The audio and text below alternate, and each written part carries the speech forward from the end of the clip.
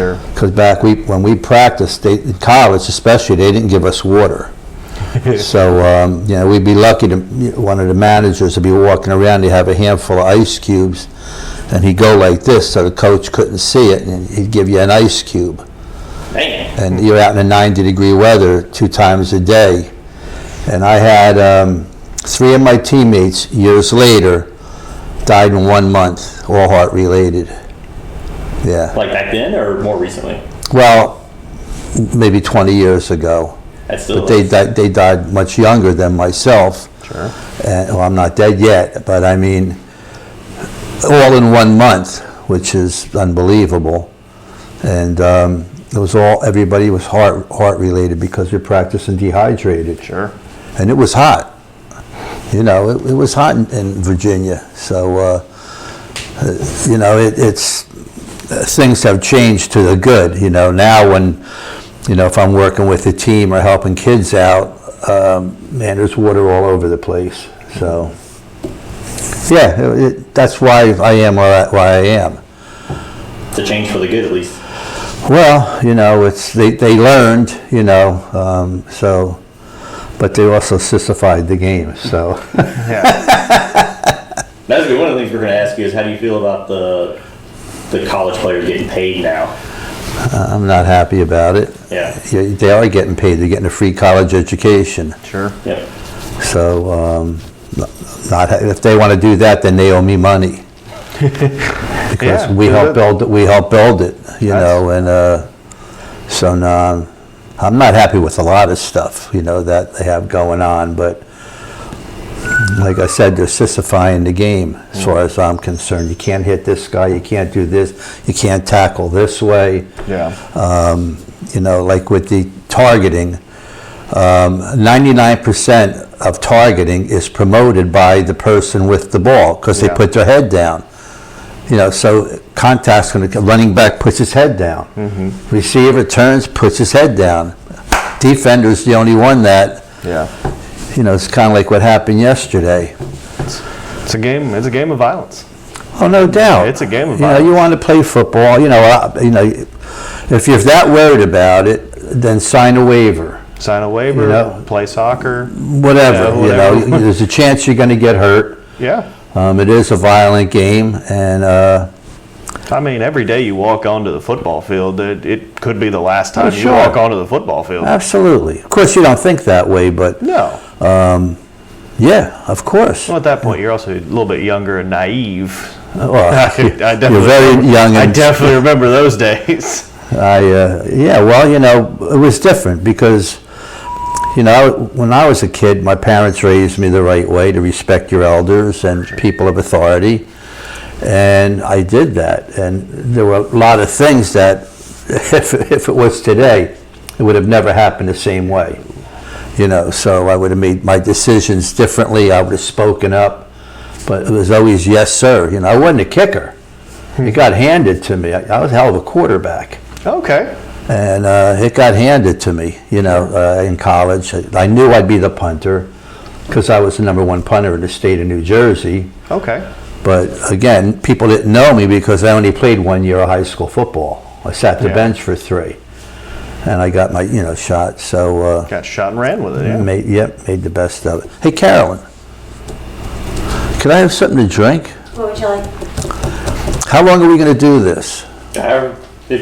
Probably an hour or so. Okay. I really. How about a little bit of Coke? If I drink water, I'm going to have to get up. I'm sorry. Well, when you open that, it's going to explode. I'll open it. It's already been opened. I think he's okay. Yeah, it's still okay. It'll be okay. Where'd you go to school? I went to school at Socastee High School, and then I graduated from Coastal Carolina. You went to Socastee too, didn't you? Mm-hmm. Yeah, we graduated together. Yeah, we grew up together. We've known each other for since kindergarten. Yeah, I was about to say since about 5-6 years old. Mm-hmm. Wow. And the other guy that's in the group that's on our channel too, all 3 of us from kindergarten on up, we've been going to school together. So. Oh, okay, nice. Very good. From middle school on up, because you played for a different place. Yeah, I didn't. I played for Surfside Rec. Yeah, me and Donnie played for Pepper Giddens up in Myrtle Beach. So we played football Pretty much our entire lives. Pretty much. He played baseball. What, club football, you said, or? Yeah, like rec league for the city, like the city has a rec league team, so we Oh, played for really? them, and then we played for the schools. Yeah. Well, So football is big for us. That's my favorite sport. I mean, I love It's not football. cold, but That's okay. you want it cold? No. can I ask, how, does that get into the kitchen or? No, it pretty much cuts No. off right at the sink. Well, But I can turn it a little bit and just get Cody. it's clean. Yeah. No, I know, I just didn't want to walk around and, I don't plan to walk around, but. If we get you in there, we'll credit you in there. It'll be okay. Yeah. But similar to you, I played a little quarterback as well. I punted a little bit as well. I was long snapper, tight end, defensive end, emergency fullback, Okay. whatever I needed Just to to get on the field. I love the game, and I'd always wanted to play. I'd always wanted to play it, either play it or coach it. Is what Okay. I've always wanted to do, and I tried to continue playing it, and my knee gave out, and I was a walk on, so that was already a liability being a walk on. Well, I just got a kid in Clemson as a walk-on. I've been working with him since he was a sophomore in high school. Yeah, you do coastal kicking. I go all over the place. I had to have that name for LLC because Sure. I had to get insurance. Sure. I don't have that insurance policy anymore. I go through airport high school coaching Okay. staff.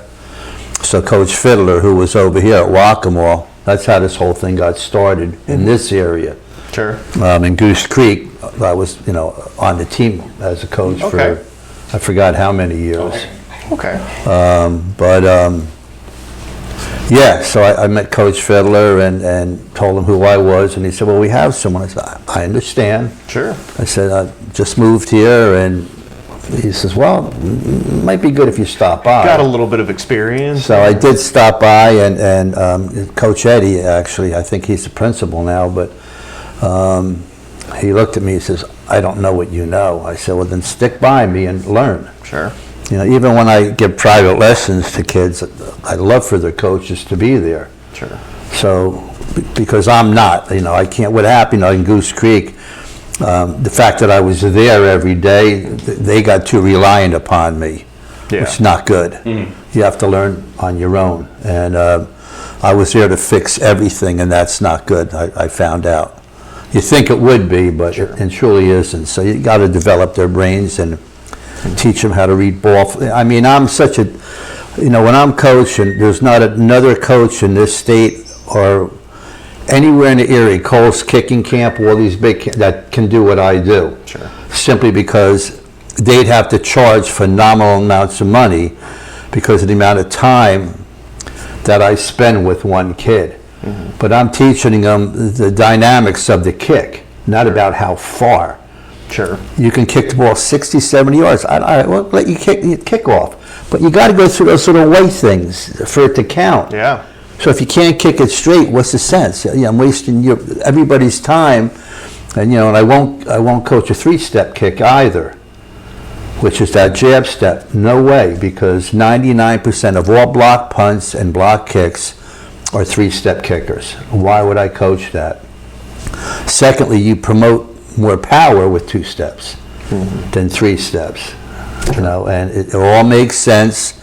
And kids will argue with me. I got a kid, he's at Limestone now, and I've been there for 2 years volunteering. But Mike just went to South Carolina as receivers coach, Mike Fury, the head coach. Yeah.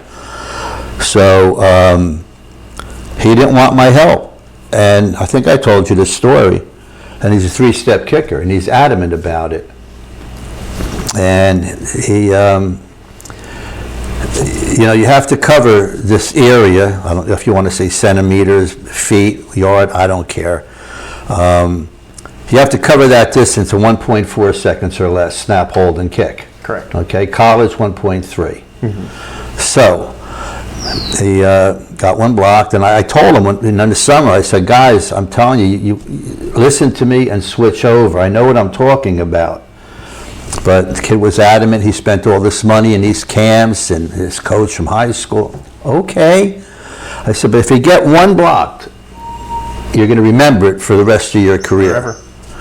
And anyway, he missed 3 consecutive field goals under 30 yards in a game. So he missed the 29-yarder, which is an extra point. Okay? Penalty. Kick it again. Missed it. Another penalty. Kick it again. Missed it, but he doesn't want my help. Now the kid, I could show you videos of all the kids I work with. Sure. And I could show you 2 punters from Limestone.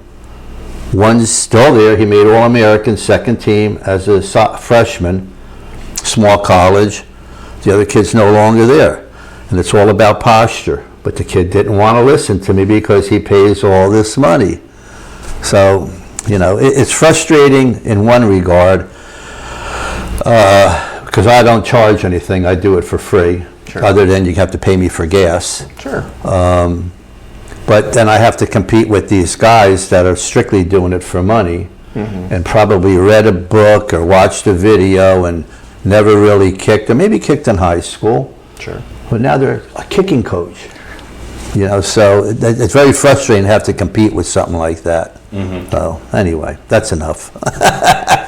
Well, I mean, as a former long snapper, what I tried to do is tried to get it back there You were my best friend. as fast as possible. I had a coach time me a few times. I'd get it. I try to get it back there in under half a second, like between. How many? Which one? How many yards? The 15-yard punt snap. Okay. He got me a couple times at like 0.4, and Okay. like a couple times 0.3 seconds getting back there.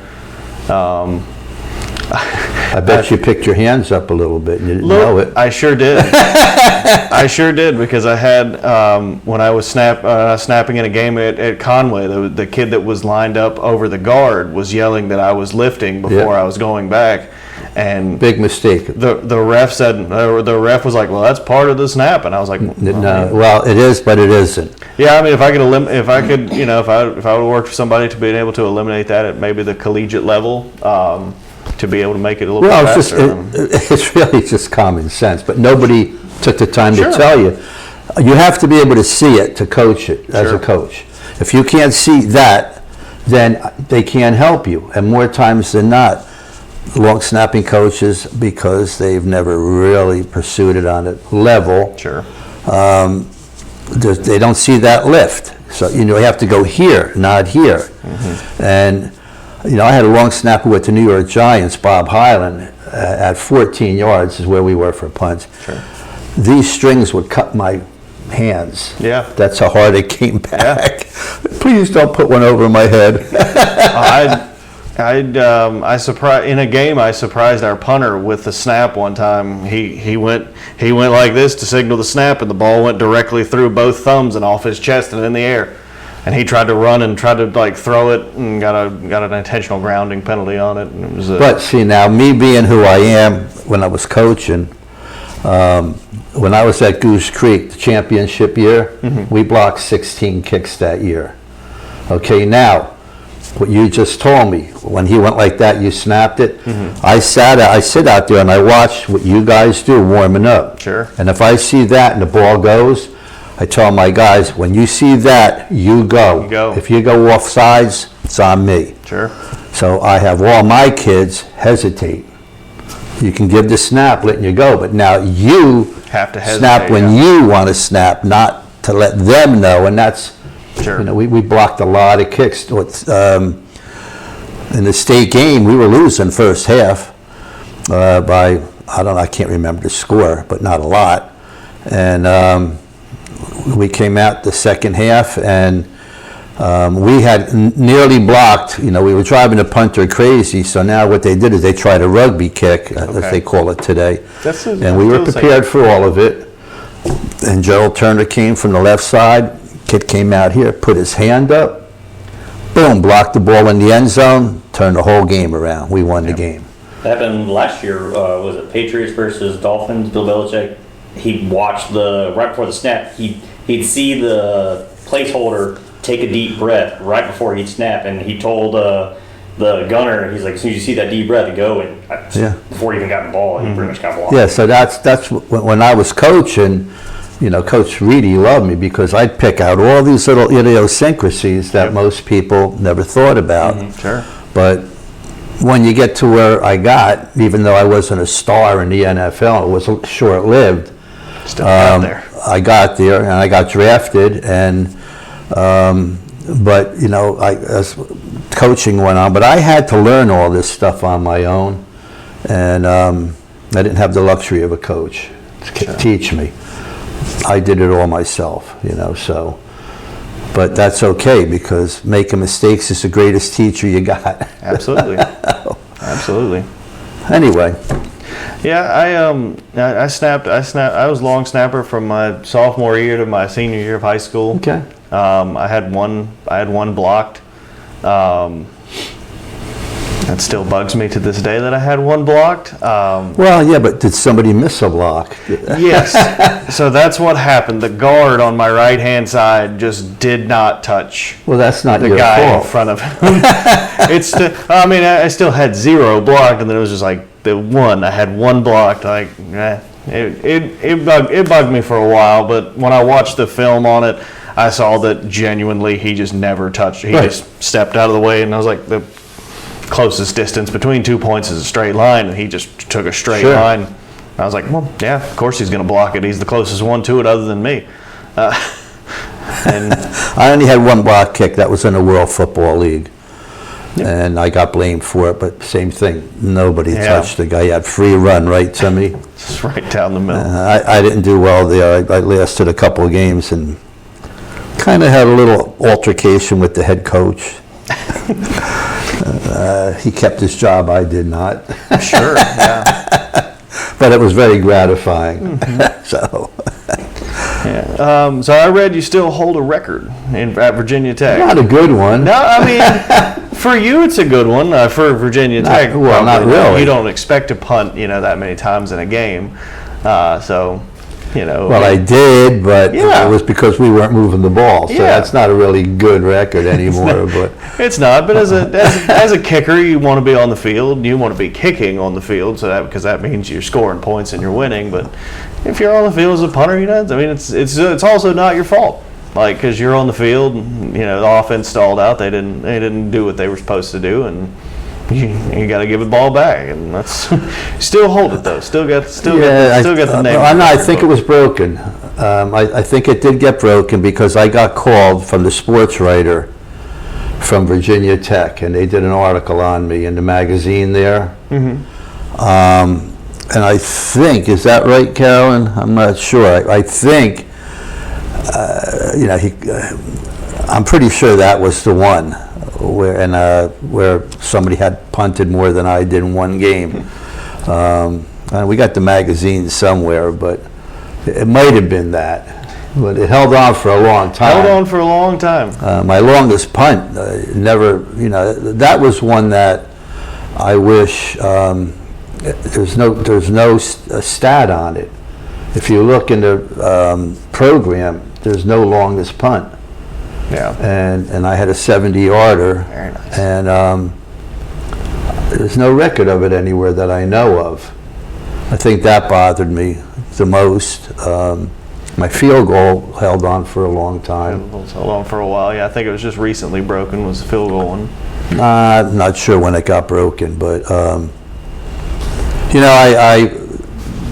they talk about Hall of Fame and this and that, and I'm really not for it, because the people that helped that person get to that point don't get the credit they deserve. No, and like Shane Graham, he had a great career in the pros. Yeah. But he did not kick off, and he didn't punt. So that bothers me a little bit that I'm not in the Hall of Fame at Virginia Tech, because I did all three.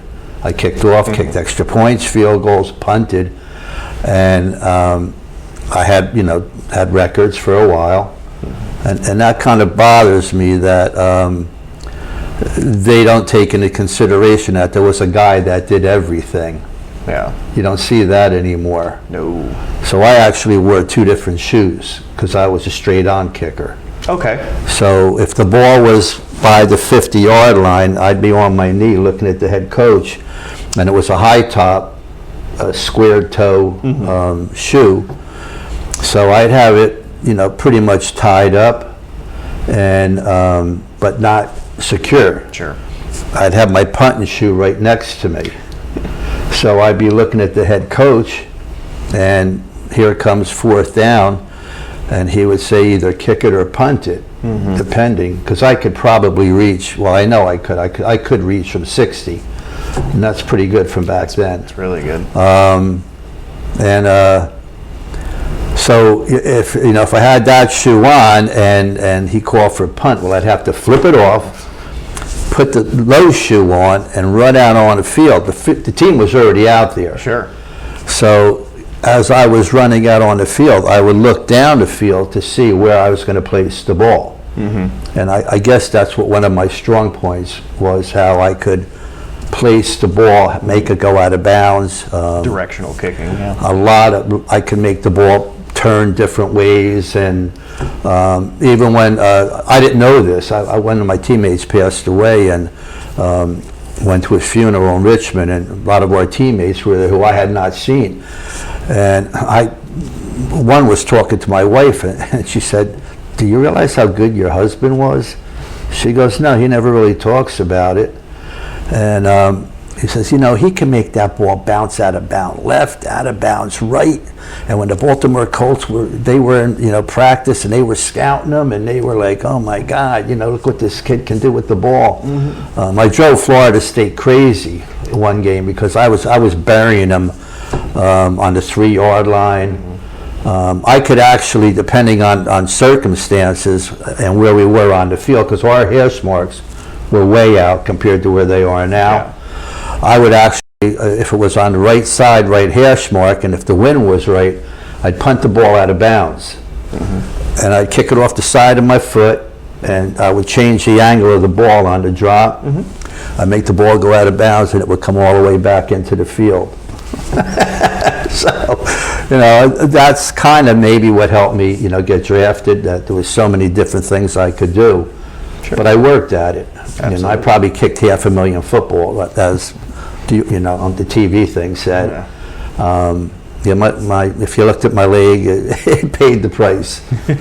Yeah, as it does. I mean, being a collegiate athlete, going into the pros and trying to make everything, you put so many hours just doing unbelievable, just working on your craft, and at the time you probably didn't know how good you were. Probably were just I'm just working on my craft. this is what I do. I had a man tell me once. He said, "Jack, you're a great athlete, but don't brag on yourself." Sure. And I took that to heart, and I never did. I think back, and I was telling Jim, when I was laying in the bed, maybe I didn't, I don't know, but if I think back about how I got there, it started with this dream when I was probably that big, and my uncle gave me a pair of football cleats that were like 3 sizes too big.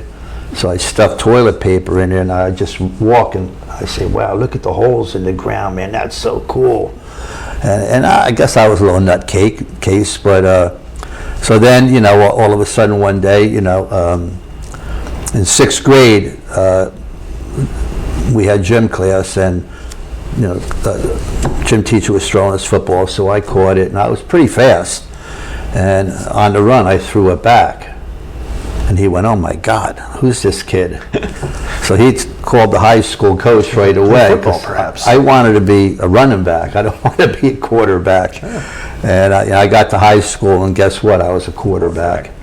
But I made my first kicking tee out of a piece of 2x4 and 2 penny nails. They were building a house across the street. Sure. So I was laying in the garbage, so I pounded them in, and I went on the side of my house. We had a grass strip by the sidewalk, and I'd see if I could kick it to where the sidewalk ended, and wasn't worried about anything else. Sure. And then I decided, well, maybe I can kick it over my father's roof. Well, that didn't work when I hit the picture window. So I moved it out to the street, so I couldn't kick with the football shoe anymore, which was probably a good thing, but trying to get over the telephone pole wires. Yeah. So I was just obsessed with it, so if people didn't want to play catch or do stuff, I'd be down the park, throwing the ball against a tree, and kicking and punting, and no, not kicking, punting. Well, maybe kicking, probably punting though, because I really didn't kick till high school. I only got one chance. The kicker got hurt, so I had to try to kick an extra point. But yeah, I mean, the hours that I put in, it was just.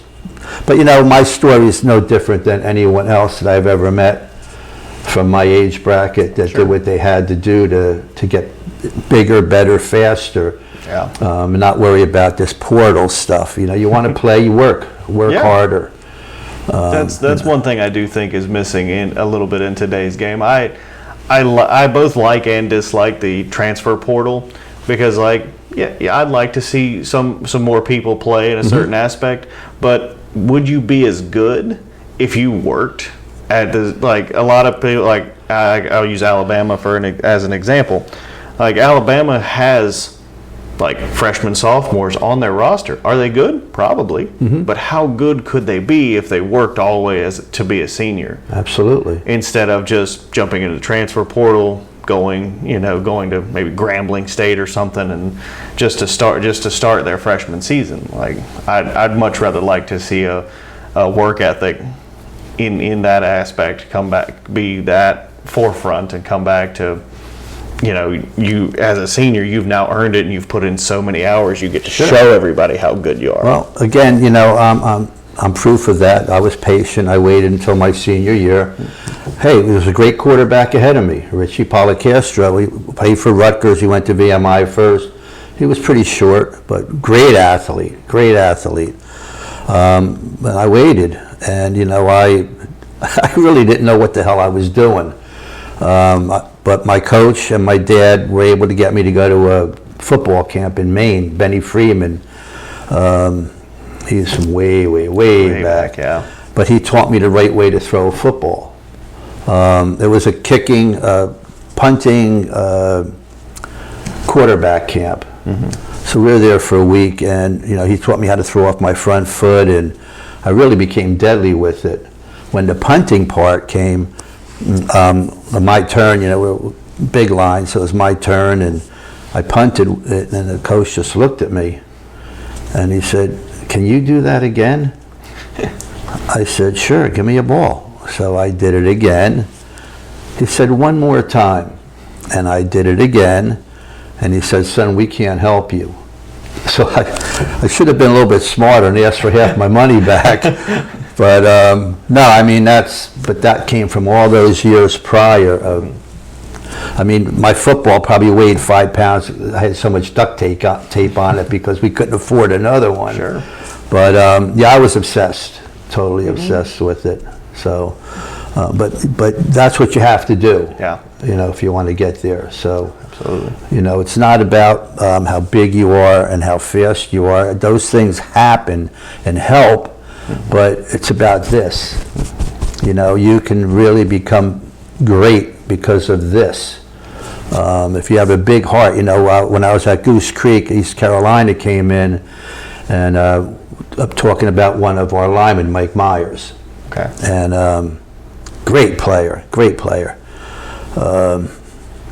So I was talking to the scout, and he said, "Well, I'm a little concerned about his arm length." I said, "Really? What's the concern?" He says, "Well, he's a little bit short, about an inch and a half." I said, "Coach, can I ask you a question?" "Sure." I said, "How do you measure his heart? Where's that machine?" He said, "We don't have a machine to measure the heart." I said, "Well, then you need one, because his heart will make up for that inch and a half, I guarantee it." And he ended up going to East Carolina, so, and a great kid, great guy. I mean, I want to tell you, going to Goose Creek High School, coming to South Carolina, I was in shock. I walked out on the practice field and I went, "Coach, how many teams you got out here?" He said, "This is the varsity." When I was coaching in Perth Amboy, New Jersey, we had 28 kids on the team. Yep. All little Hispanic kids, because the population had changed. There used to be a big Polish type of, so you had these great big gorillas, and Polacks. a bunch of little guys running around, 28. You know, so I come to Goose Creek, South Carolina, and I was just like, oh my Lord. And that was the year, you know, we won the state title. And my kicker, I think from that year, still has a state title for consecutive extra points. Okay. Yeah, he ended up at Coastal Carolina. Okay. And graduated, so he's doing great. Yeah. So I mean, you know, with my coaching, that's what I strive for. Sure. I got a pretty good track record. I'm somewhere around 80% of every young man I work with, I get in college. Not sure what college it's going to be, but it doesn't matter. You're getting an education. You know, so yeah, we got one going to Limestone this year. He just graduated high school yesterday. Met him at I did a charity event a few years ago at Ashley Ridge High School for abused children. So my wife and I picked up the tab for everything, and whatever monies that were made that day went directly to the charity. Sure. And I made sure that there was a representative there from the charity, so I could not get blamed for putting money in my pocket. So yeah, I enjoyed doing that, and you know, I had, again, you know, I'm a two-step coach. I will not coach three-step, so I needed help. I did have some other coaches, but at this point, you know, I had to treat it just as making money for a charity and helping. So I would try to help each kid for maybe 10 minutes. Sure. And introduce myself to each of them, and I had Steve Mickemeyer there. Actually, Steve was the forefather of soccer kicking in football in the the United States of America. He and his brother Nick, Gary Upremian, Jan Stenerud, that was the first influx of the Gogolaks. That was the first influx of soccer kickers in the United States. So Steve and I are still dear friends. And but anyway, you know, so the event was over, and I had a dad come up to me, and he says, "Coach, you give lessons?" And I said, "Sure." I didn't ask him where he lived. And he said, "Well, I want to tell you that 10 minutes that you spent with my son, he learned more than the camp at Clemson in South Carolina." And I said, "Well, thank you, but that's what I do." Yeah. So he said, "I'd love for you to work with them." And I think he was a sophomore. And I found out where he lived. It was 3.5 hours away. So I drove there with my wife. And he says, "Well, what do I owe you?" And I said, "Well, you owe me $60 for gas. You don't owe me anything for the lesson or the time." Sure. I said, "You notice I don't wear a watch. I'll let you know when it's over. It could be over in 20 minutes. It could be over in 2 hours. Depends on how tired my young athlete is." So, yeah, so we're real proud of him. He got a scholarship to Limestone University. And then I work with Will McCune from Ashley Ridge High School when he was a sophomore. Wasn't a punter. Great kicker for high school, you know, and Coach Fiddler sent me, who had left Waccamaw and went to Ashley Ridge, sent me video. I said, "Well, just send me something." And I looked at it, I said, "Well, the kid's got ability." I said, "But I think I can help him." So I still got video on my phone and be working with him, teaching him how to punt. Sure. And I do that with all kickers to develop speed, you know, leg speed, and for a lot of reasons. I mean, let's pretend there's 2 kickers in the area that a college is looking at, and one can punt and one can't. Well, there you go. Door opens for that guy that can punt, which was the case with Massa at Coastal Carolina. Punter went down, he stepped right in, and that's when he got his scholarship. So anyway, Will and I worked, and he went to Charleston Southern, and I'm not going to say anything bad. I just knew he wouldn't be happy. So he was not. And the first day I worked with him, I said, well, what are your dreams? He said, well, I'd love to go to Clemson. I said, as a football player? He said, well, yeah, but I'd like to go as a student, just to go to Clemson. I said, well, I'll try my hardest to help you. So anyway, he had a great junior and senior year. The kid was a gamer. He was better in a game than practice. And that's a big relief on me as a coach. And so he called me. We still talk about every week. He said, Coach, I'm leaving. And he got accepted academically to Clemson. Nice. So I said, well, you did the hard part. Yep. That's the hardest part. I said, are you going to walk on? He said, I don't think I'm good enough. I said, well, I'm telling you, you're good enough. I said, all they can do is say no. Yeah. So he called me. He said, Coach, they're going to have walk-on tryouts tomorrow, which was a Tuesday, I believe. And there were 13, he told me. And they were doing kickoffs, which was his weak point. So no one was invited back. Mm-hmm. So 2 days later was the punting. Mm-hmm. And out of the 13, Dabo Swinney came up to him and said, well, if I had room for you right now, I'd put you on the team. Mm-hmm. So come back in the spring and let's see what happens. So this was probably the highlight of my career. I mean, I've had a lot of kids, but just the way this whole thing played out. So we go to the spring game, and his whole clan was there. I mean, both grandfathers, aunts, uncles, cousins. So we're in the parking lot, and tailgating, and my pay. That was the day of my pay. Let's say, because each member of that family came up and thanked me for helping him. And I said, well, this is better than money, absolutely, as far as I'm concerned. So anyway, time was where the band was going to come down. They were going to do the Tiger Walk, and they were going to cut X amount of players that day. Yeah. And so I said to his granddad, I said, listen, Will's dream was to come to Clemson. He's here. I said his other dream was to be on a team.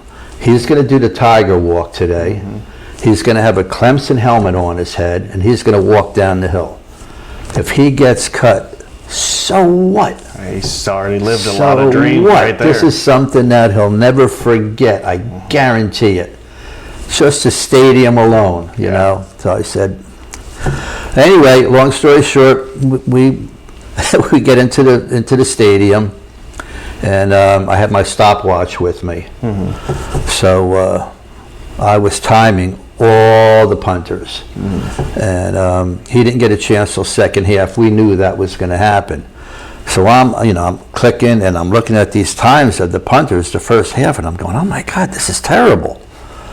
I mean, not even 3 seconds. Yeah. I'm like, oh, geez.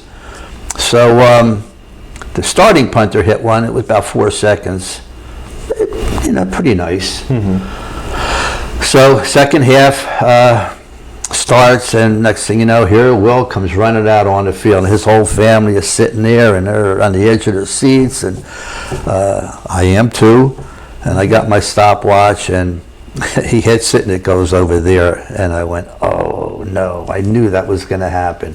And his father turned around, looked at me, and I said, relax, he'll get another one. Mm-hmm. So he did get another one, and he popped it, and I timed it, and he had beat the starting punter by 0.4 of a second, and that was the only other one he had. Yeah.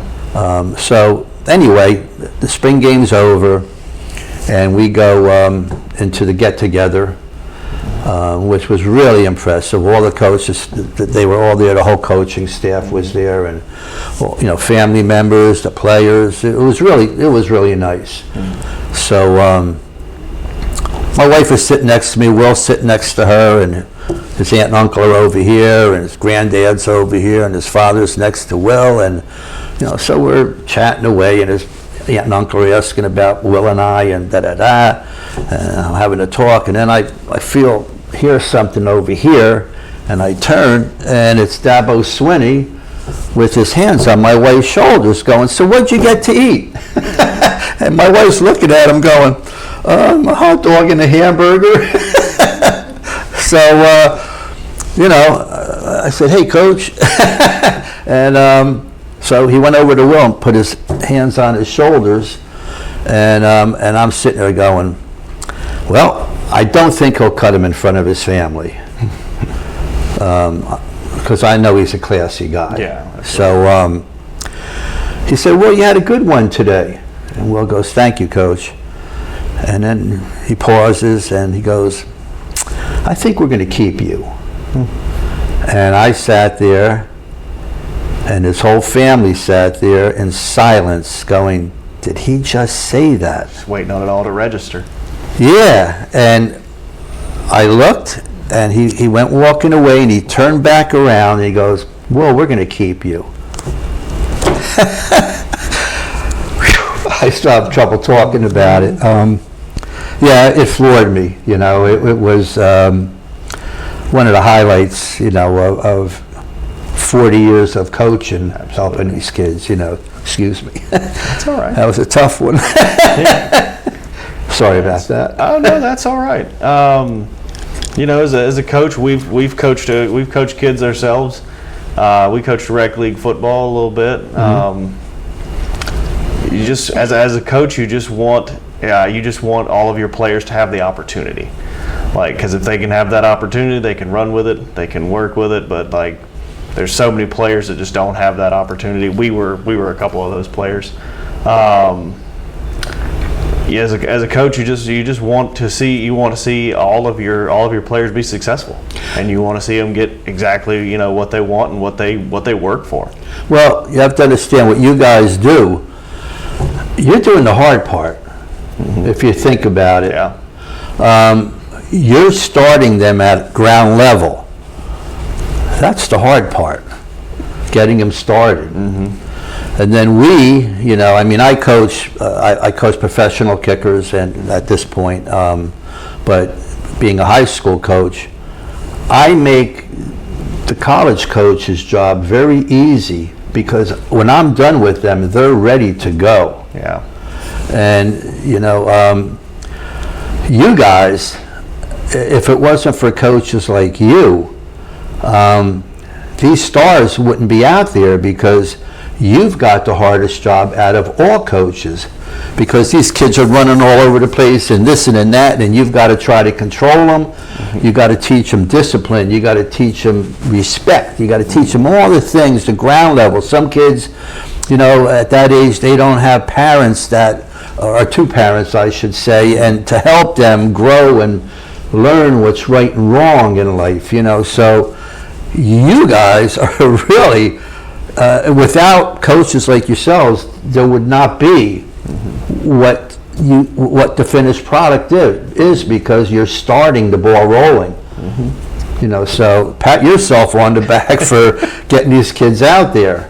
And I wish, from me, with a specialist coach, I wish they would start the kids younger, kicking footballs. Of course, you can't use this football. Yeah. You have to buy smaller footballs, but special teams is such an important part of the game. But yet nobody stresses it enough, But we did at Goose Creek. Yeah. And those 16 block kicks that year was part of, we had a great team, I'll tell you. But it turns the game around. Sure. So, congratulations to what you guys do. It's definitely a three-aspect sport. A lot of people focus on the offense and defense, but you can lose a game on special teams just like you can win a game on special teams. Yeah. And and it was more so brought to life when Frank Beamer took over at good old Virginia Tech, because he played Beamer ball.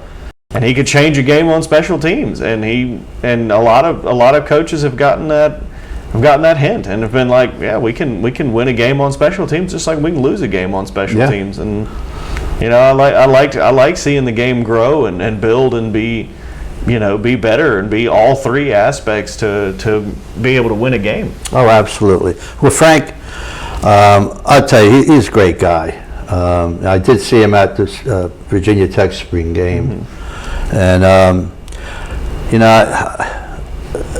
known him a long time. I watched Shane grow up. I've seen Shane grow because we'd be at family functions. We were actually friends. There were 3 or 4 of us from New Jersey, and we were very friendly with Frankie over the years. But his personality, his demeanor stayed the same all those years. And I truly believe that's why kids love playing for him. And he did bring a new dimension, to college football. It was a beautiful thing to see, those block punts and punt returns, and really stressing that aspect of the game. And it was just an honor to be his teammate and a friend at the same time. So regardless of where it is or whatever, he sees me, he always comes over, big hi, how you doing? And I've seen him in Atlantic City, for seminars and whatever, and come on over, or if he's giving a talk and I'm there, he points me out, to the other coaches, and he's a solid person, and I know Shane was raised the right way, and I'm sure that he is going to end up the same way. But SEC's it's a tough. He's got a very uphill battle going. Yeah, it's not tough, easy, and then with the portal again, I do agree with you. I won't disagree, but there's a part of me that, from being a coach, sure, it's not fun knowing what kind of team you're going to have year to year, who's going to leave. And again, my philosophy is, you want to play college football, you sign that 4-year letter of intent, or whatever you want to call it nowadays. Sure. Be a man and honor it, and work hard, and your time will come. Now, like you were saying about money, NIL deals make it a little bit hard to keep people in one place because some other place will be offering them more money. But it's professional football now. You're getting paid. It's as simple as that. You're getting paid. You're getting food, books, and education, which is first and foremost, because only a very small percentile of you are going to get drafted into the NFL or get a chance to play. Yep. So get your education first and foremost. And what they're doing now is just ridiculous. And if they want to start paying, like I said before, well, then you owe me money. Yeah. Because we were part of building what this is now.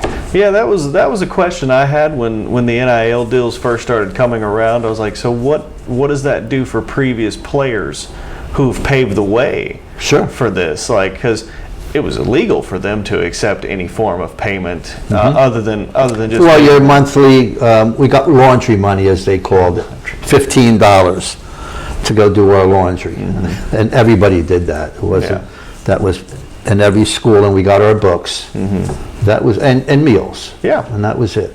And people who did like sign autographs and get money for it and all of that, like that was considered illegal, and they didn't get any money, and they got some of their awards taken away. I mean, we saw Reggie Bush get his Heisman back, so at least that there's that. But what happens to the previous players that paved the way for this? Do they just get like, hey, thanks for coming, guys, appreciate it? Yeah, and for some it's too late. They're gone. So I think if you look on eBay, you get my picture for my autograph or whatever for $15 or $40.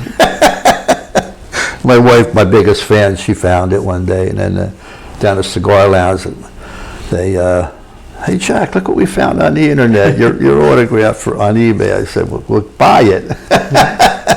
Give it to charity. It's funny because I at our last reunion, all right, bear with me, Bruce Arians was there. Bruce was, I believe, a freshman when I was a senior, quarterback. Okay. And so I see Bruce at the reunion, and you know, we're talking. He was talking with Bud Forster, so I'm over there talking to two of them, and I'm looking at a Super Bowl ring, and I'm like, Jesus God, that thing's monster, because it opens up into a stadium. And so we're chatting away, and he's still the same as he was back in the day, you know, and we're laughing away, and I just forgot where I was going with that. Oh, okay, I'm back. So Carolyn was going through all the boxes of articles about me and stuff, and here's a manila thing with papers in it, Bruce Arians, and I forgot what subject it was. And I said, hey, Bruce, can I borrow that paper you got an A off of? And I still got it. So I told him about the paper. He said, well, put it on eBay and sell it.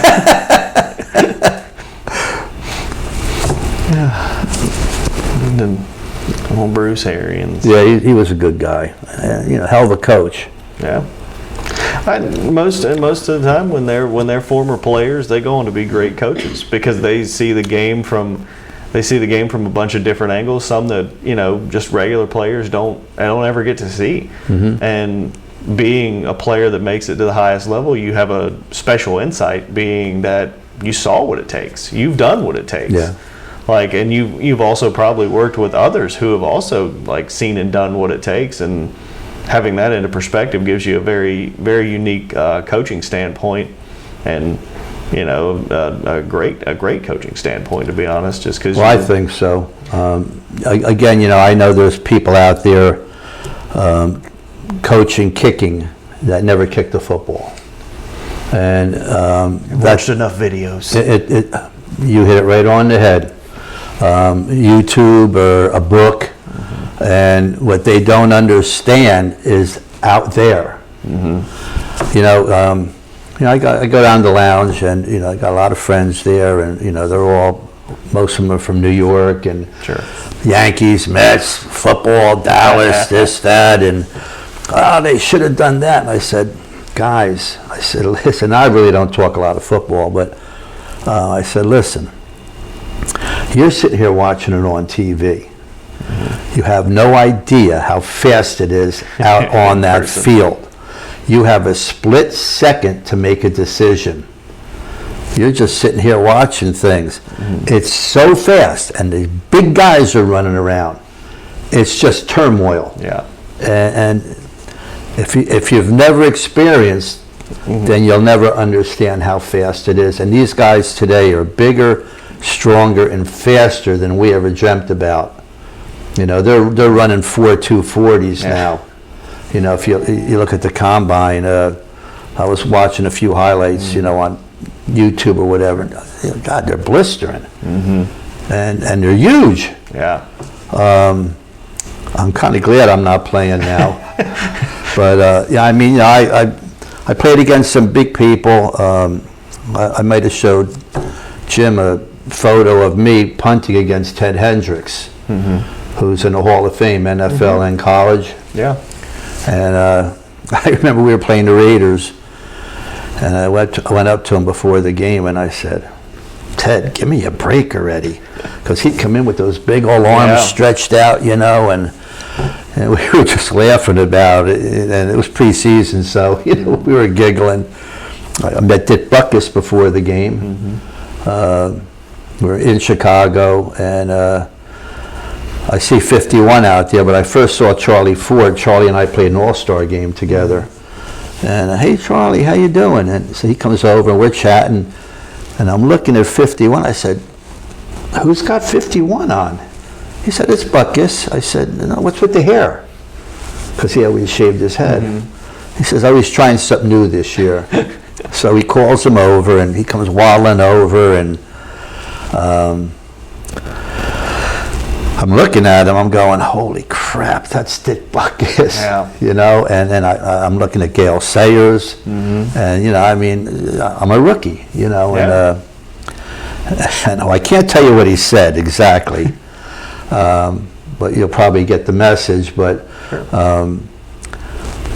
I get introduced to him, and I go, "Hello, Mr. Butkus," and he goes, "What are you doing today, kid?" And I said, "Well, I'm just punting." He said, "Well, if I'm in a game, I won't blank with you." I said, "Thank you very much." Appreciate it, Mr. Butkus. I did. So, yeah, that was a kind of a crazy game because this is after Gale Sayers got hurt. And I remember looking at him across the field and maybe the second half. And he wasn't playing much, and he just collapsed on the sideline. His knee gave out. And that whole stadium, Soldier Field, went, you could hear a pin drop. And then that movie came out, Brian's Song, and oh my God, there's grown men crying away. Yeah.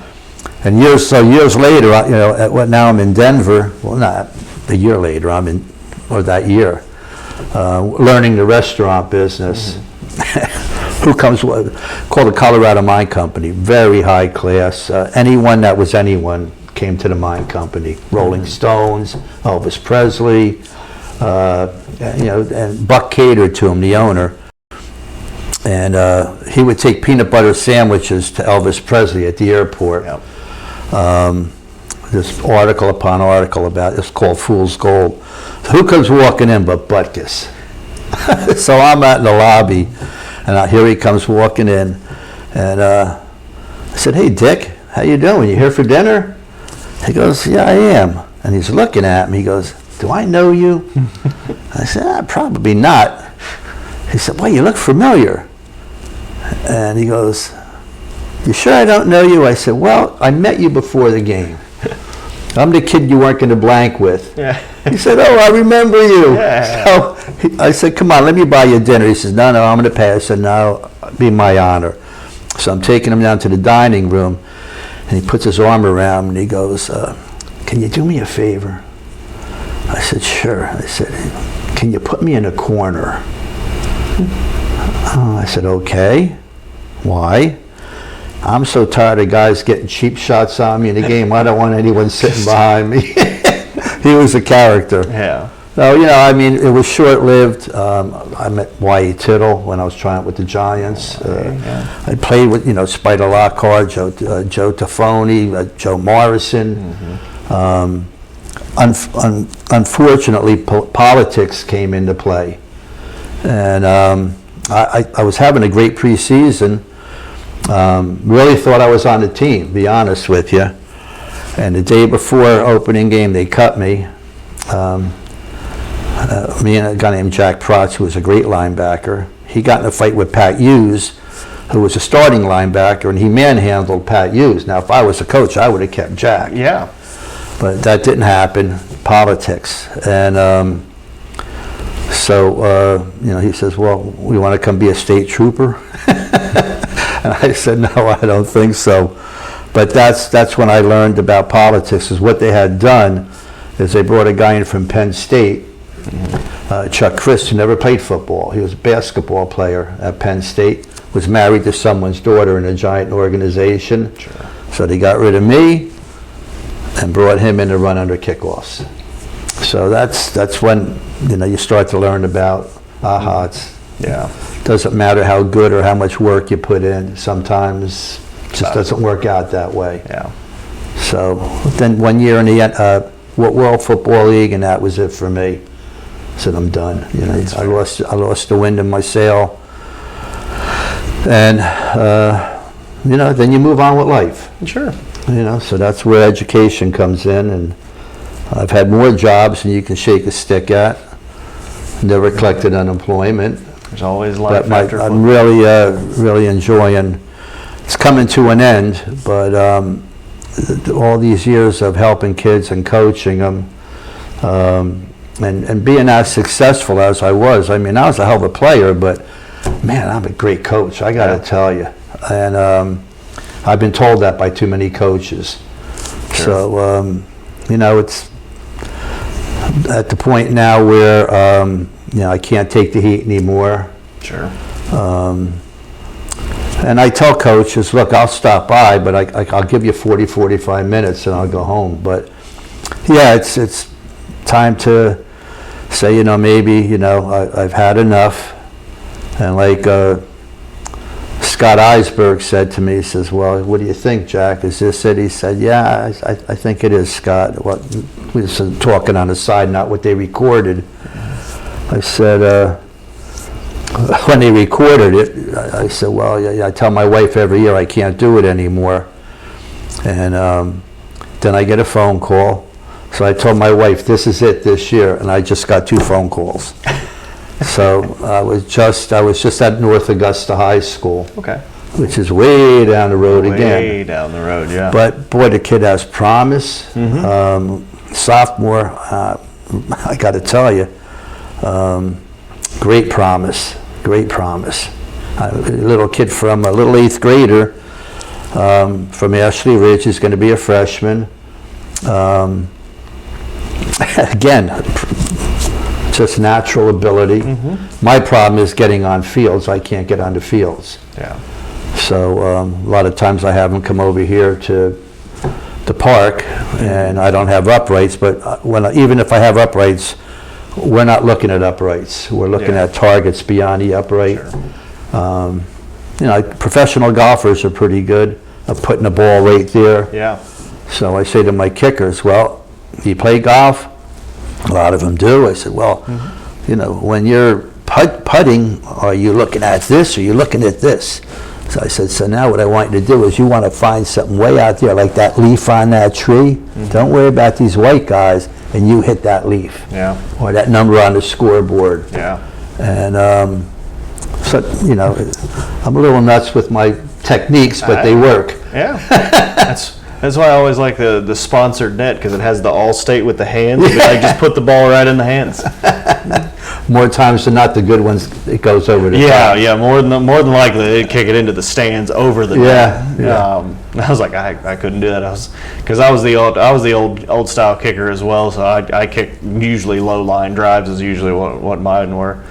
But that usually worked okay. That usually worked okay for me. But if I was the kicker, there was nobody there to snap it. So I was like, oh, okay, I'll snap it. Because one of my coaches told me that one time. I was like, Coach, I can kick the extra point. And he goes, who's going to snap it? I was like, that's a good point. That's a good point. I'll go snap. Do you want to go for 2, or do we want to try to kick it with somebody and let me snap it? Well, I tell you, I was very, very, very fortunate to have great long snappers and snap short and long in my career. Very, very fortunate. They never get enough credit, and I mean, it's such a science now. Carolyn belongs to NFL Wives, and she's made some connections. So we went to North Carolina to see one of my old teammates, and one of her NFL ladies, her husband, Mike Pagel. Mike was a quarterback, went to Arizona State, and I forgot played in the NFL for a bunch of years as a backup quarterback. So he calls me old man, justified. And, so we're talking at dinner, and, we're discussing holders and snappers and everything and how important they are. And I said, people just don't understand. To have this whole operation in 1.3 seconds, snap, hold, and kick, think about that.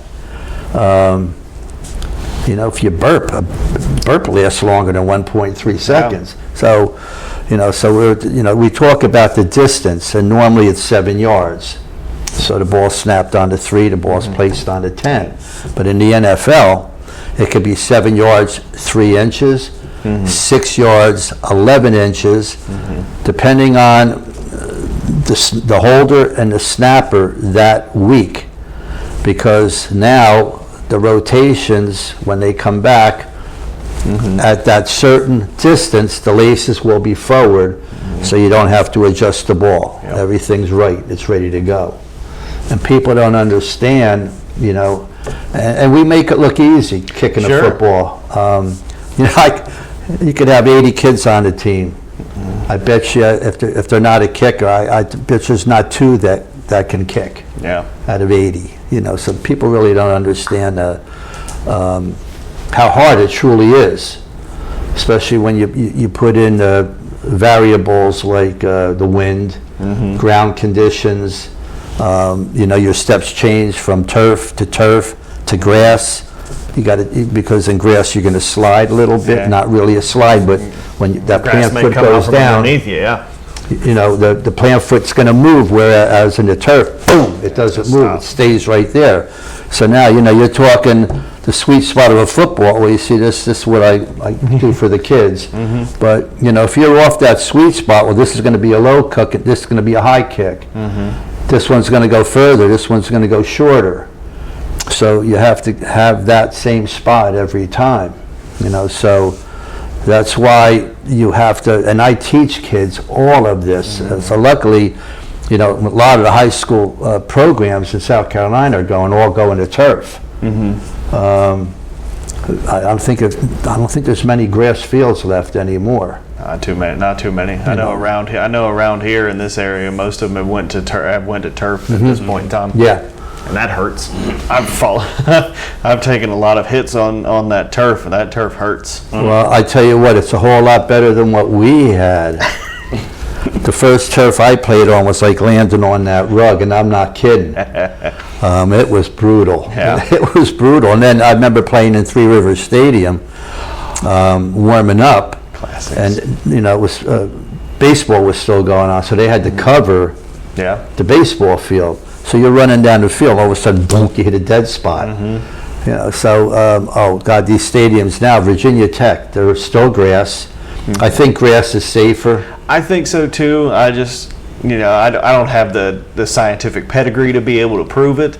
I can just tell you what I feel from landing on grass versus landing on turf. I've never separated my shoulder landing on grass. I've separated my shoulder landing on turf. Well, I have. Went back to the huddle and had an offensive line buddy of mine just pop it back in and just snap back in. Let's go. Well, yeah, there's a big difference, but grass, you never hear of turf toe on grass. Yeah. Virginia Tech's field now, it's state of the art, and it's an older field, but they can actually pick a section up of grass, take it out, bring a new section in. Plus, they got an irrigation system that blows air. They can actually play in a hurricane because they got vacuums sucking water out, and you don't see it when you're walking on the field. And they got air blowing up if they have to. It's really crazy stuff. But yeah, the turf now, I went over to Waccamaw, I watched them put their field in. It's like walking on your bed. It's that soft. It is, yeah. So I don't know if that's going to help with these injuries or not, because they put sand and rubber pellets in from what I saw. You might know more than I know about that, but it was, and I don't know if that cuts down on speed being that fluffy, but then again, I'm guessing the shoe, there is no slippage when you're running, so but I don't know, but make sure you got a lot of water out on that field. Yeah. That's all I can say, because it's hot. Yeah, it's definitely a hotter field from my experience playing on it. It's a little rough. Like I prefer landing on grass. I prefer landing on a real field. Those artificial turfs are not forgiving. No, not at all, and very, very, very hot. Yeah. But again, I don't think I ever took a tumble on turf, because most of the fields I played on were grass. I'm even trying to think. I guess Three Rivers might have been turf back then, but I'm not 100% sure. But I'm guessing it might have been, but there weren't many. I mean, it was a big novelty if we played on a turf field back then. So, yeah. The worst part of my career was the Marshall plane crash. We lost Frank Loria, who was consensus All-American. He was a coach there. Tolley was from Virginia Tech, the head coach. I remember we flew in that night, I don't know where we played, and we didn't fly jet. We had propeller, and we were landing in Roanoke, or maybe at the school field. My memory's not the best anymore, but I remember we couldn't stop the plane. They couldn't stop the plane, and I remember white knuckles all around the place and the plane shaking. And I remember when it finally stopped and we turned, I was on the seat and I looked right down the highway about 300 feet to Route 220. That's how close we came to running off. No, I'm sorry, that was the week after the Marshall. The night of the Marshall crash, we were in our dorms, and the police came and got us and told us what happened. Well, no, they didn't tell us. They said, Coach Claiborne wants to see you. Now, you have to understand, Coach Jerry Claiborne was a product of Bear Bryant, and he was the most hard-nosed Southern Baptist coach I ever met in my life. We took a beating at Virginia Tech as freshmen. Sure. We had drills that if we did them today, you'd be in jail. So here we go into the meeting room and over to the Coliseum, go to the meeting room, and we're all sitting there going, God, what did we do? And we see him come walking in and he's crying, and we're like, oh no, God, he's really mad. And we thought, oh, Jesus. And then he told us what happened. And you know, Frankie had 2 children. So that year, we gave all of our $15 for the rest of the year to the kids. But that was a heartbreak. That was a tough one. And then when we did play Marshall years later, my wife and I went to the game with one of my teammates and his wife. And I did go over to the cemetery to pay homage to the players, and very, very, very, very touching. So that was a low part of my career. Well, that was an event that shocked the football world. Even still to this day, like even after they made the movie and everything, like most football fans at a certain point already knew, like when they came out with We Are Marshall, they're like, is that about the Marshall plane crash? Like, yeah. I mean, as football fans, that's something that you don't want ever to happen. No. Like, you're just you'd rather them be sick on game days. That way you'd have a little bit of an advantage rather than all of that. But it was terrible. I mean, when I saw the movie, they showed Frankie's character right in the front seat, and then boom, and then you see the crash and the fire, and I'm just sitting there going, my God, I hope he died just on impact. He didn't. Yeah. I mean, it was very, very hard. And we still, his wife did come to one of our get-togethers. Every year we do a get-together here in Myrtle Beach called the Claiborne Boys. Okay. Guys that played for Jerry Claiborne, managers, cheerleaders, doesn't matter. We've been doing it for, Carolyn, how many years we've been doing Claiborne Boys? It'll be close to 20. Yeah, every year. Unfortunately, the weather doesn't always cooperate for golf, but we do it right before Martin Luther King, I think. And, so it was a tight-knit group of guys, just because of the punishment we took. Sure. Out of my freshman year, there were, I want to say, close to 76 freshmen. I was probably the 3rd skinniest. Thank God I was fast.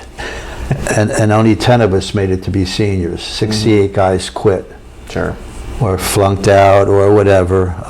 Again, it was a different football game back then. We used our heads for everything. Yeah. One drill called Explode and Pursue. There were 10 freshman quarterbacks. I was one of them.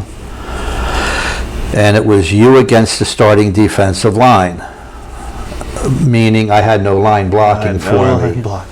So, I'd sit there and said, hut, sprint out to the end, and the first guy would hit you, knock you down. The next guy, bam, he'd hit you. And the next guy, bam, he'd hit you. And finally the whistle blow. And I'm laying on the ground saying to myself, I'm going home. This is not football that I remember. I need somebody to block for me. Am I in the right place?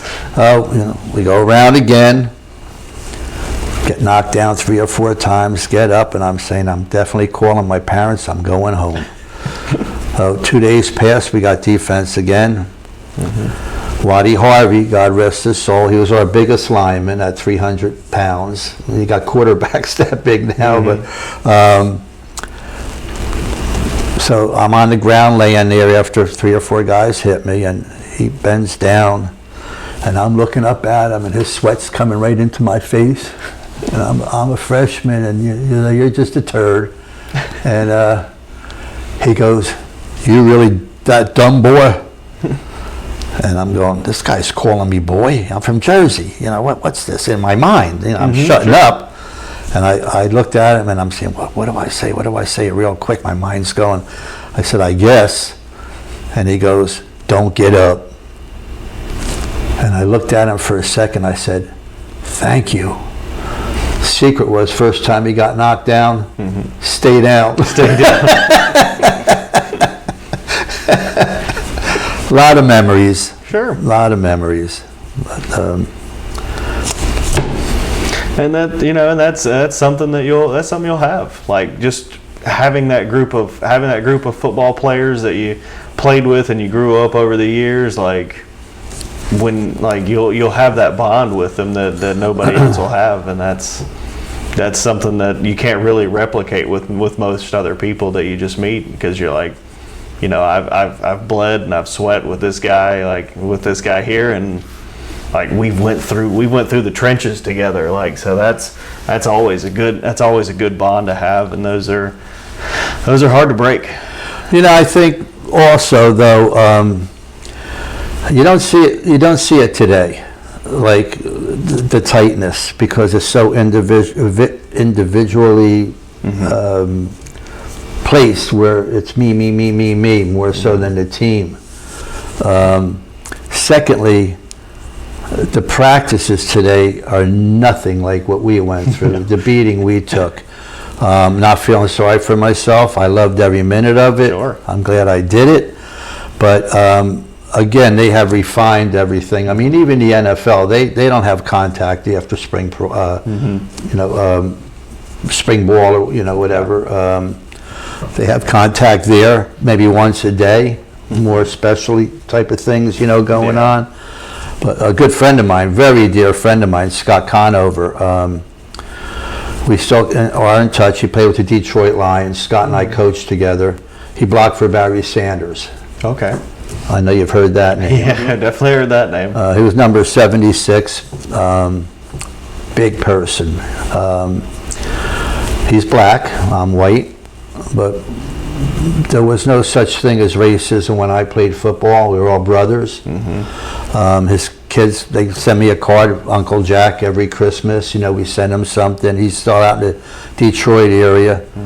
And, he's got a lawsuit pending, because of his ankle with the NFL. It's probably been, I don't know how many years already, and it's probably never going to be rectified, Sure. But again, even from him, I mean, I could be his dad. There's a big difference in age, but he's just a great guy.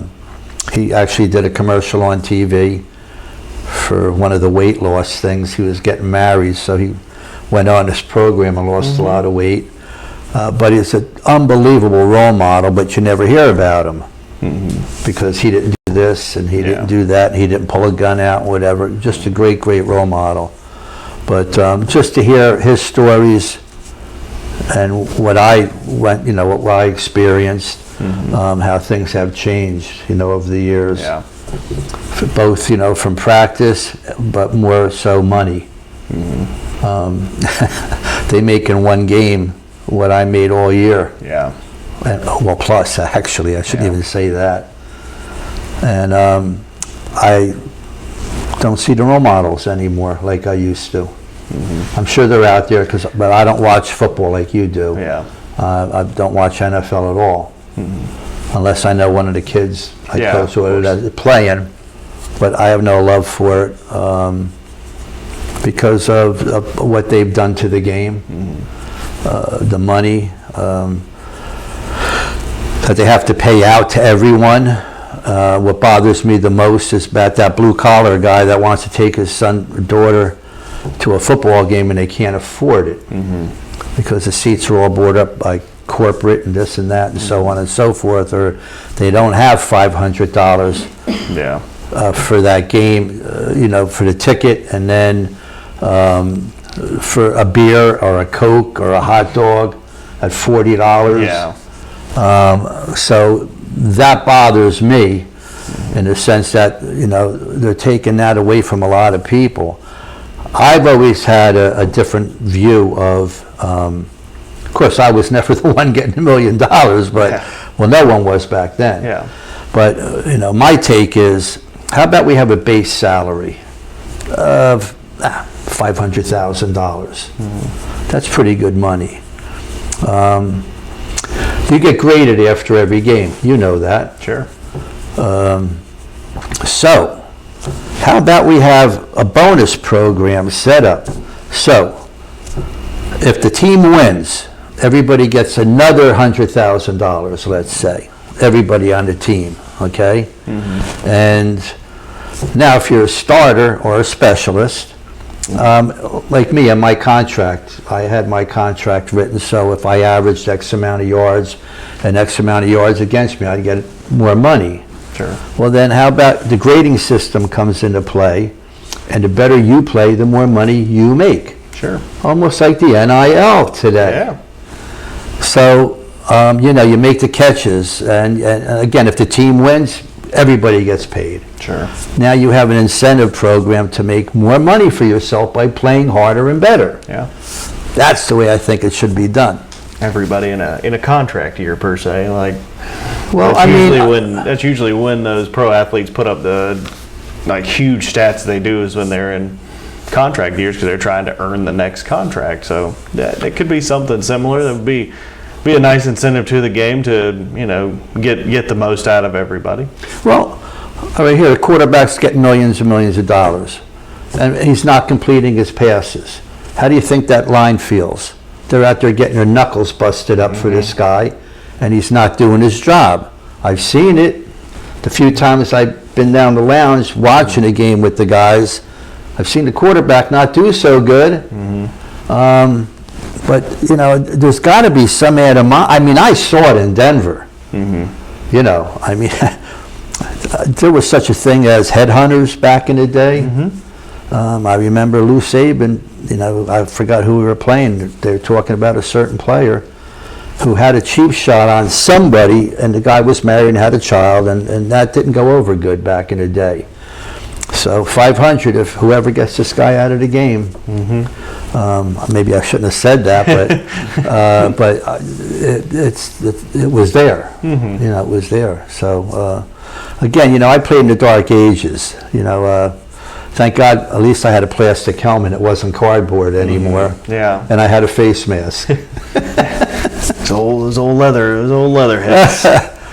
But even meeting those old guys, the few times that they were out on the field, didn't really meet anyone when I was in Denver, but when I was trying it with the Giants, a lot of them were still in the area, and it was nice talking to them. Sure. Wyatt Tittle, I don't know if you know who that is. Yeah, I do. Yeah. Really enjoyed talking to him, and he looked like a battered warrior. Sure. But boy, that throwing arm still looked like it was 18 years old. So yeah. So it's been a hell of a road. I'm glad I did it. I'm not a book guy. I'm not a PhD. Well, maybe with kicking footballs I am, but I'll say you got football knowledge that can't be measured. that I do. But it all came from trial and error, not a book. Sure. Nothing. It was all, good and bad. I had a lot of bad, and I learned from it. Sure. I had a lot of good. You know, and that's all part of being an athlete. You know, you like to be perfect every game, but it doesn't work that way. But I remember at Tech, I had a bad game, really bad game. I don't know, I probably shanked two punts. And, you know, I remember I'm sitting in the locker room and I'm talking. I didn't remember who was a reporter or anything. I was just down on myself. Next day, big article in the Sunday paper. Simcsak, I'm all washed up. They didn't pull any punches. Well, you know, like I said, I was just sitting there, you know, and I might have been talking to my teammate or whatever, and reporter was standing behind me, and I wasn't paying attention to anyone. And, yeah, I mean, and I think I might have been healthy for that game. There were times when I'd have to get shot up with Novocaine. When we were playing, I had a great game against Florida State. I kept them and we beat the tar out of them. We were playing in Tallahassee. And we had a police escort out of town. We beat them so bad. And we played Alabama the following week. And I mean, I really had a good game. I had them buried all game long. You know, there were highlight films, like, you know, that they show at reunions where here's the guy looking for the ball, and I got 4 of my teammates waiting for the ball to come down, because my hang times were phenomenal. Yeah. And I just lost where we were going with that one. Oh no, so Alabama, we played the following week. On the first kickoff, Bear Bryant sent at least 3 guys after me on the kick. And each part of my body went a different way. Oh, Bear Bryant. And I ended up getting the hip pointer. And boy, does that hurt. Yeah. And I was out, I probably missed 2 or 3 games because I couldn't raise my leg. Against Kentucky, I remember we ran out of the tunnel. I've done it a million times. I bent down the far end zone. I went down the stretch. Boom! I heard my hamstring pop. Oh. I didn't tell the coach because I didn't want to come out, but they had no one else to do my job. And I played the whole game with it, and that's what ruined me in the NFL. I actually, you know, we had the Sunday walkthrough out on the baseball field and just going through whatever.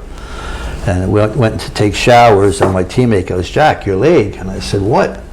He said, "The whole back of my leg." I turned around and looked. From the bottom of my butt to the bottom of my ankle was black. That's how much it had bled from. I kept tearing it. Yeah. And you know, I told the trainer, "Don't tell coach," you know.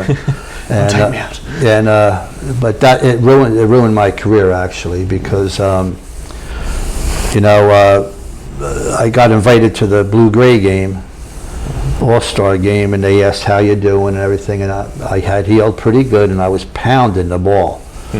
So I'm down in I think it was Montgomery, Alabama, where we played, and man, I was in practice. I was just banging the ball, and the scouts were all around me, and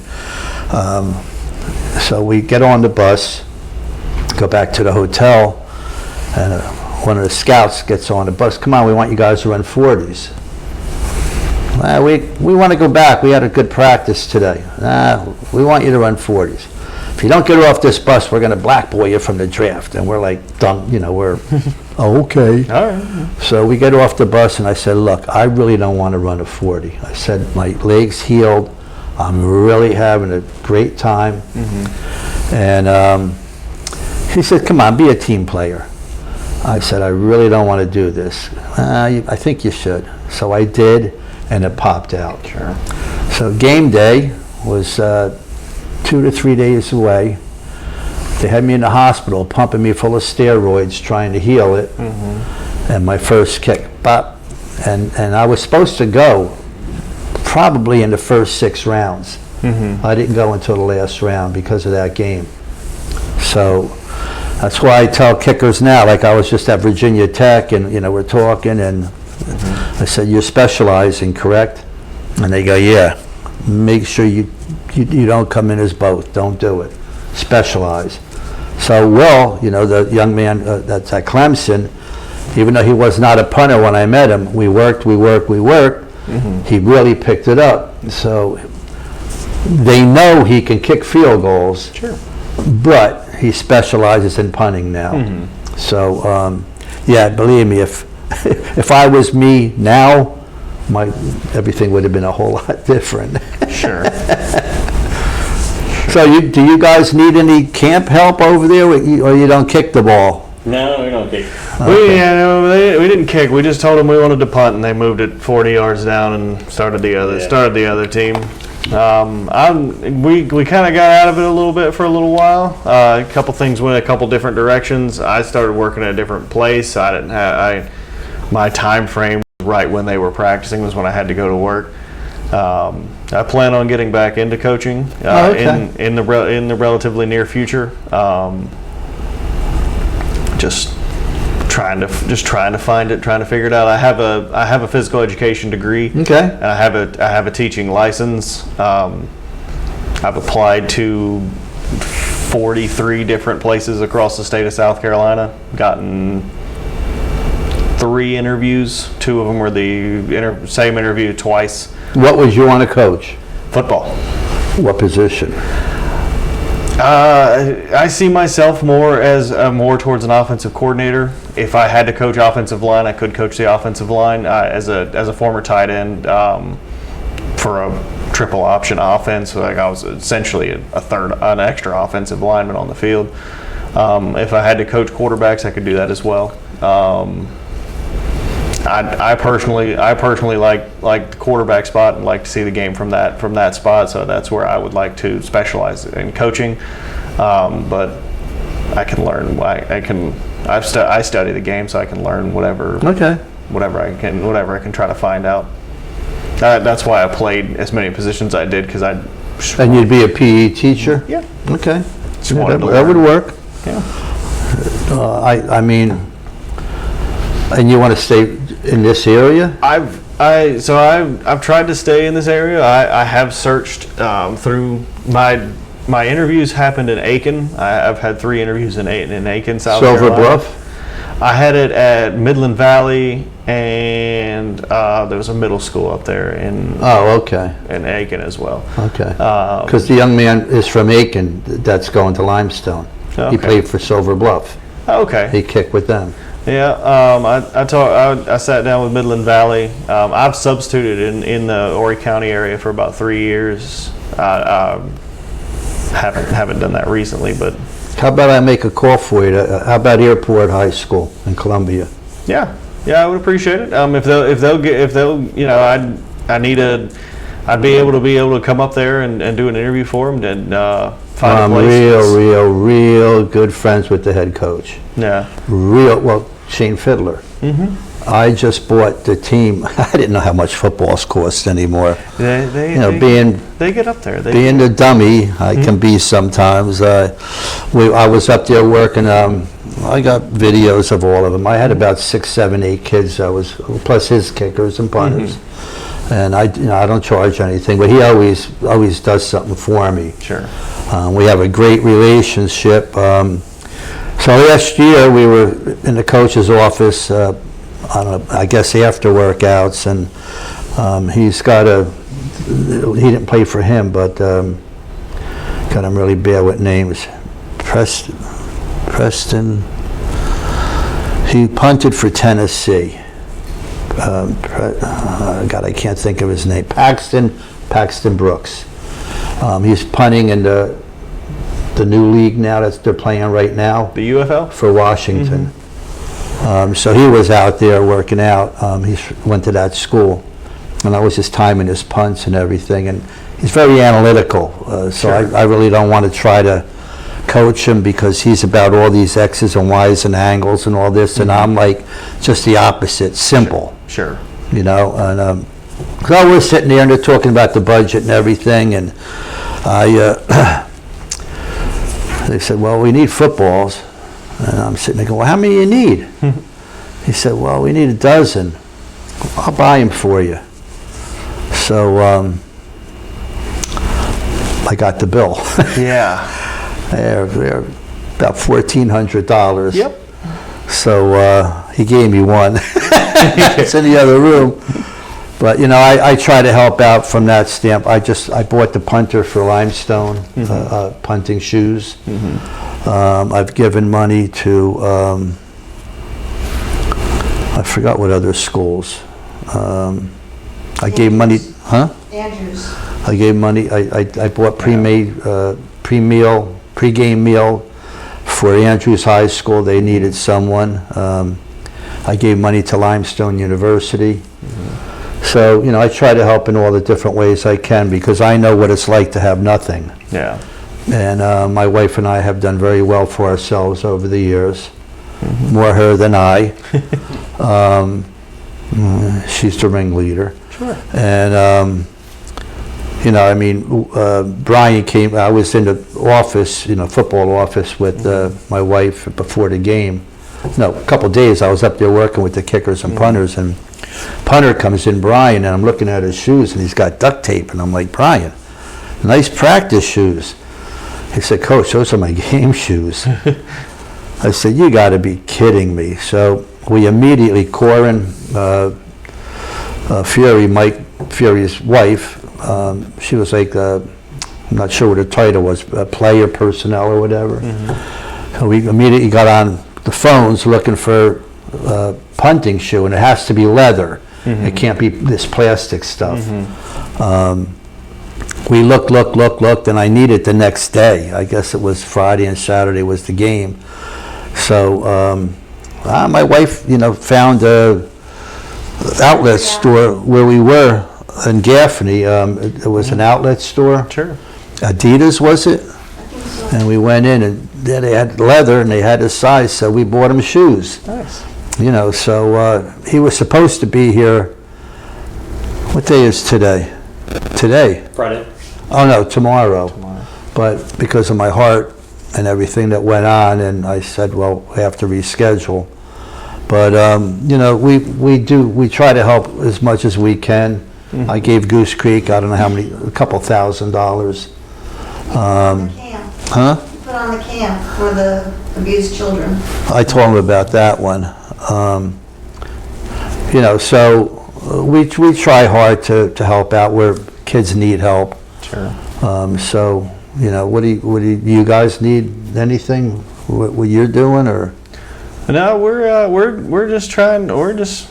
At this point, we got everything we need. We're just trying to get out there and just make names for ourselves, so that way we can eventually, when we start getting viewership and everything like that, we'll start getting sponsors, and we'll start turning and putting that back into everything that we work on and we work with. Well, it's a good thing. Again, I don't know how much time I got left. I realized the Grim Reaper's right around the corner. Hate to think that way, because in my mind I'm still very, very young. Sure. Unfortunately, my body is not cooperating, and reality has set in, and it's a tough one because I'm not mentally ready to give it up. Yeah. But the worst part is I've got so much knowledge about kicking a football. I'm not going to write a book, but I mean, I do. What I do is so different than what all these other people, only because I care. Like I said, I teach these kids how to read ball flight. So if it's too high, too low, I showed you that line. Well, it's all about your setup. Sure. Your side steps. Everything has to be 90 degrees with the soccer kick. So in theory, but they don't teach this to the kids. They don't help them. They just leave them alone. And they write Johnny missed from 20 and Petey missed from 20, but nobody's helping Johnny and Petey make it. And that's how I started this whole thing down here. Sure. I was basically, coaching quarterbacks in Jersey and kickers, but so my world is 90 degrees, okay? And so if your setup is 90 degrees, okay, there truly is no angle kick. Because if that 90 degrees is always to the target, you just kick the ball straight. There's no angle. But these camps don't have time to teach this to the kids to help them. That infuriates the living tar out of me. So now if the ball, so they take their side, I call it home plate, Sure. back and over. Now, but these steps have to be exact every time. If they're not, you're going to have a problem. So this is what we work on, steps. Now, if the ball goes right or left, it's a simple adjustment of 1 inch. So if the ball goes left on his setup, he moves his toe 1 inch to the left. And what that does is change the angle or the arc of the kick. Yeah. So instead of the arc being in tight, now it's where it needs to be, or it's not out too far. But these camps don't teach this to the kids. No, most of the time they're just most of the time they're getting reps and just trying to get kick 100 balls. Like, yeah, that's gonna make you better. But if you don't know what you're doing in those reps, then but you can't progress. But they don't even get the reps. They don't get the. No, I went to the one at Coastal Carolina. Will, we were trying to showcase him. His mom drove him all over the state of South Carolina, different colleges. We get to Coastal Carolina, and I'm down here talking to him, and coach walked by with the footballs, and I said, "Coach, can I see one of the balls?" He said, "Yeah," and I went like this, and I went, "Coach, that's overinflated by almost a pound and a half." I said, "That's going to be like kicking a brick. You can't control that. You play golf? Well, if you hit a 100 compression golf ball in the wintertime, it's hard to control, isn't it?" Yep. Well, the same idea. Will only got 1 punt when they were charting. 1 punt and the ball rolled back to him. They gravitated to these 2 kids, and I've seen this time after time after time, to where they gravitate to where somebody maybe like me taught them. They've done nothing, but now they're going to take all the credit for what this young man's doing. Sure. This infuriates me because they're impersonating being a coach. Coaching is real. Yeah. And if you're a good coach, you're passionate about it. Sure. There's just coaches out there that, especially with the specialists, I know I'm not talking line coaches and this and that. That's a whole nother world. Yeah. But that just infuriates the tar out of me, and that's why I start doing what I do. Because being a wise guy from New Jersey, I said, you know what? I can't stand seeing parents have to pay that, work hard, have to pay $200 for 2 days for nothing. They're not helping. And so that's how this whole adventure in South Carolina started. Sure.